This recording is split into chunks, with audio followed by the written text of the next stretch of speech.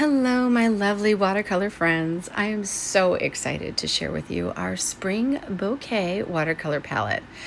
This is a gentle celebration of the season as nature begins to bloom, and it is full glory around here, I can say. It seemed like it switched overnight. Each color in this handmade honey watercolor set is crafted with love and care just for you. I hope it brings you joy, and I hope it inspires you. As flowers rise from the earth and the world wakes from its winter slumber, may this palette remind you of the beauty that surrounds us and the peace and inspiration that it's going to bring. If life is truly what we make of it, let's make this month a celebration of nature's gifts. Let your brushes dance with reckless abandonment, your colors sing, and your creativity blossom. I can't wait to see the beauty that you create with this lovely palette. So let's get to opening, shall we? So there are a couple of things going on with the current state of the watercolor palette. We had some issues shipping to the US because of the new tariff laws that were recently imposed without a moment's notice. So we had to kind of send out two different watercolor sets. One with a brush and a tin to our international shoppers, and to the US, you guys are getting something a little special and something that I intend to do on all of the watercolor palettes from this moment forward. Instead of the tins, which I never really was a huge fan of, I made a handmade cover for our palettes that is a hand-painted card in the colors. And I think it's really going to inspire us so much more, because not only is it an additional painting video that we can do, but it's also something that we can do together and that you can see how the colors work on watercolor paper. Isn't this just so pretty? I know I was inspired doing it and I didn't mind one bit. I think in every struggle, creativity and ingenuity just brings on something that's even better, and I think this makes it better.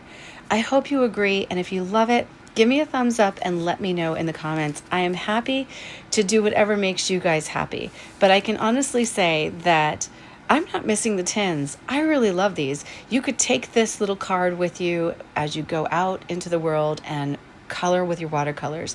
As we know, we have a lot of palettes, we have a lot of tins already. So do we really need more? And if we do, I can always send it to you along with brushes when this whole tariff thing ends, because we know just as quickly as it was turned on, it's going to be turned off soon.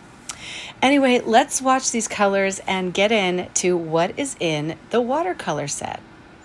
This first beautiful color is one of my favorite. This is Azure Blue, and this is perfect for skies this time of year. You can mix it with the Mystic Pink and get some really gorgeous purples out of it. It's just such a great color. Even mix it with your goddess and get a really pretty green. So there's a lot you can do with it.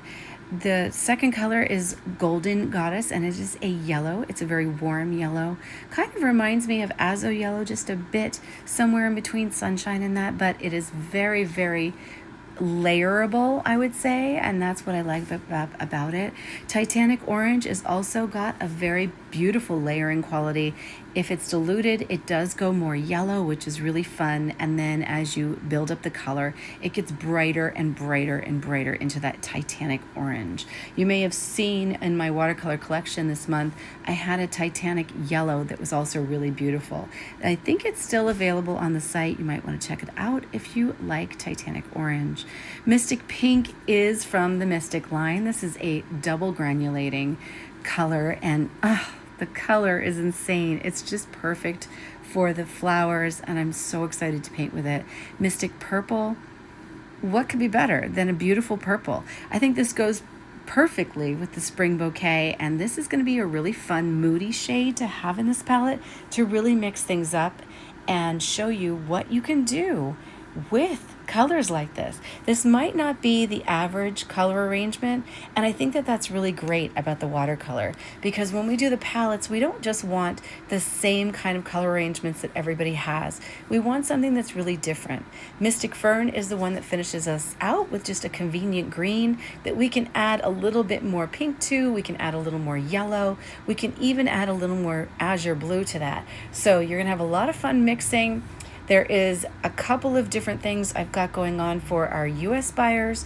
You actually are going to be testing out this printable that I now have for sale in the watercolor store. It comes with watercolor and a video showing you how to paint it. These printables are perfect for if you are looking to learn about mixing and doing a little more detail and layering, because they're really good to get depth in there because you've already got the whole pattern laid out. So the rest of it is going to be all about doing the background, doing layers, doing lifting, doing all kinds of really creative painting. Along with every single kit, you guys are going to get some different watercolor papers. I have some scratch paper that is 100% cotton in there. I also have some 50/50 Fabriano. I have some Jack's watercolor, and it's all beautiful. No matter what you pick, it's going to be a joy to paint with for sure. You're going to really enjoy it. And finally, we have our watercolor palette in the card if you're in the US, or in the tin if you're international. And just so you know, moving forward, everybody is going to get these palettes this way. It is just so much fun to have that hand-painted card. So feel free to take it with you wherever you go and enjoy this set. I think you're going to love it. Kicking off this beautiful tutorial of a bouquet of flowers, I am grabbing some Mystic Purple on my pointed round, wetting the watercolor brush and just trying to get almost like a rough feel for the curvature of a vase, right? So you don't want to draw the line straight. You kind of want to use the side of your brush and dry brush very quickly some scrapes. I mean, it's basically just scratching, like chicken scratches on your paper. Don't worry about it being perfect. You just want a slight curve. And I feel like the rougher you are with it, the more easy and fluid you are with the line, the better this actually turns out. If you try to do it like real detailed, it never really has that loose look. And then I just kind of add a little bit of water to it as I go along. Now you can see I'm dipping into two colors here. I'm dipping into the azure blue and also the Mystic Purple.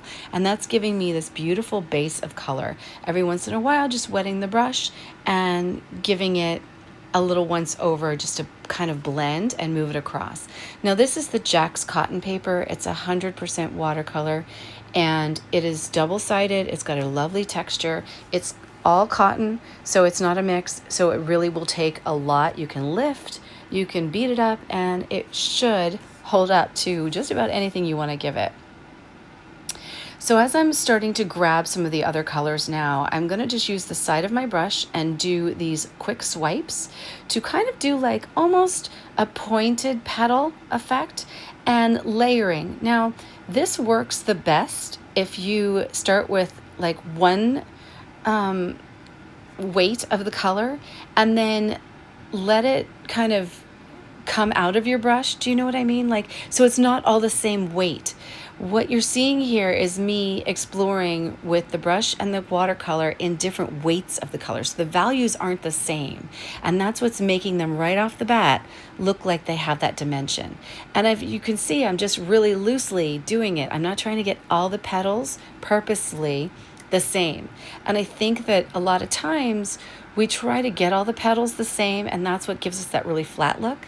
But by using different pressures of my brush and different amounts of watercolor versus water, I'm just trying not to be perfect here. I'm trying just to get it on the paper as that first layer using as much dimension as possible. So I think the goal should be to make sure that all of the strokes are not the same, and it is a mix of thicker watercolor and thinner watercolor that you've diluted out. And that is going to dry that first layer, not looking so flat. As you can see, I'm just kind of working my way through the palette of colors. I'm going through the Mystic Purple, the Mystic Pink, the Golden Goddess. I'm grabbing some green. I'm just kind of laying it in there very closely and trying to get it to, one, mix on paper just a bit. I'm not worried about it drying.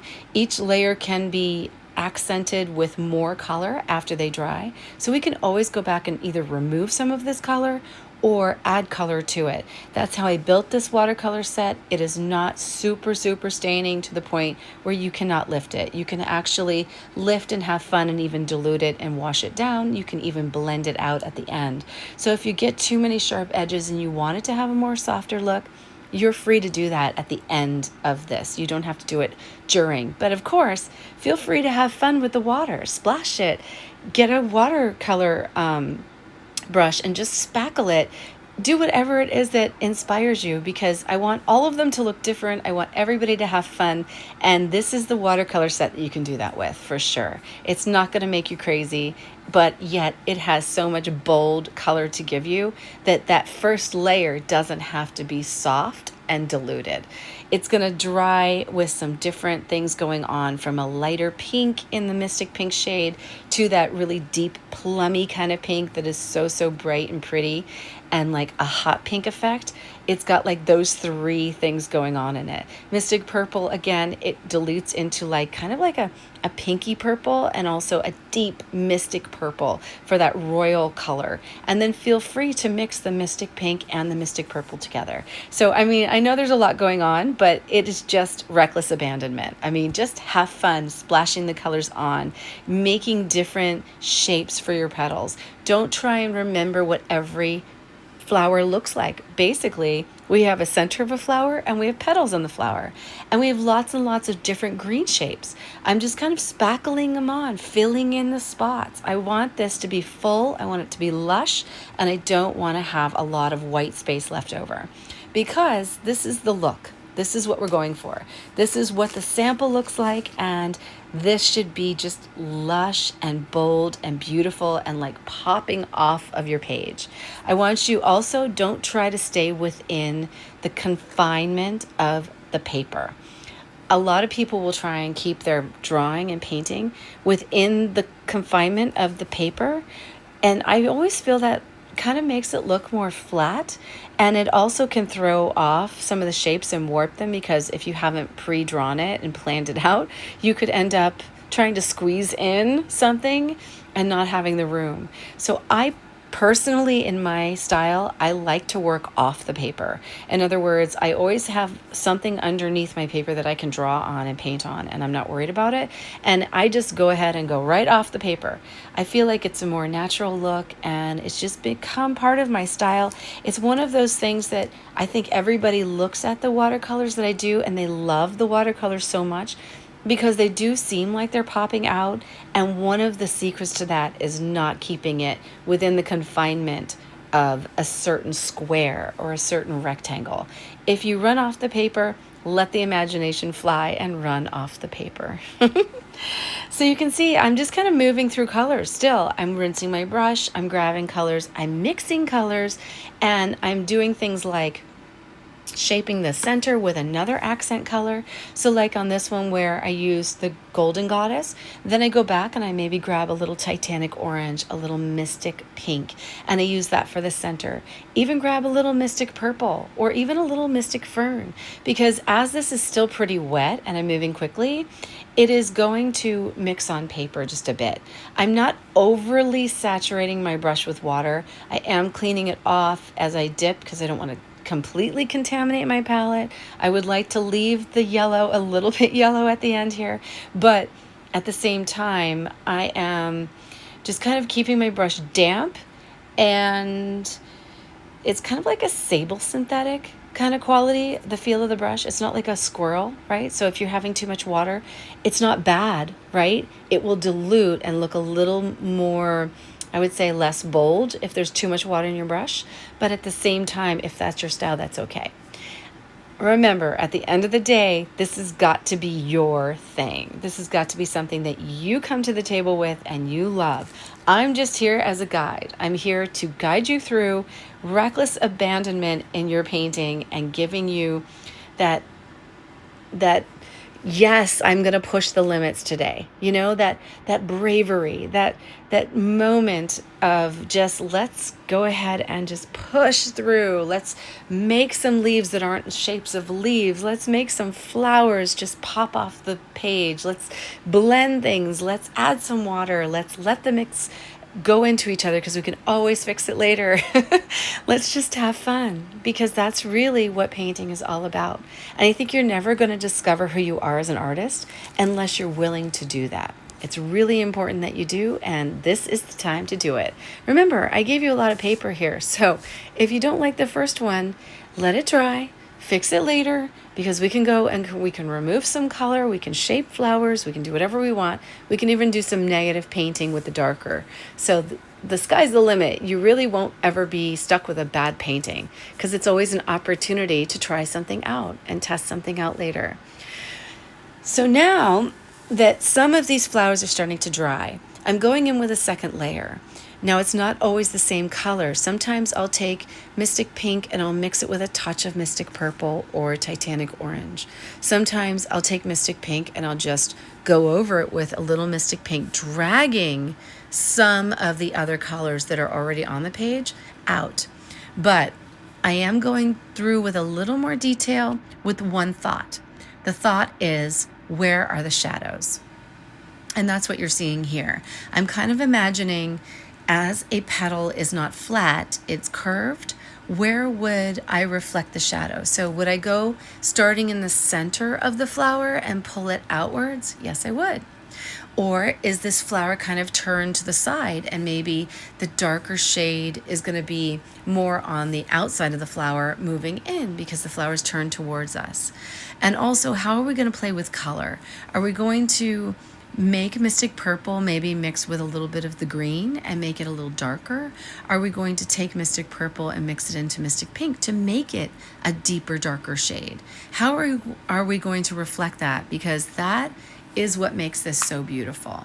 And then at the end of the day, if there are any areas that I think are too dark, you can easily take your watercolor brush, give it a little more water, and lift off some of that color.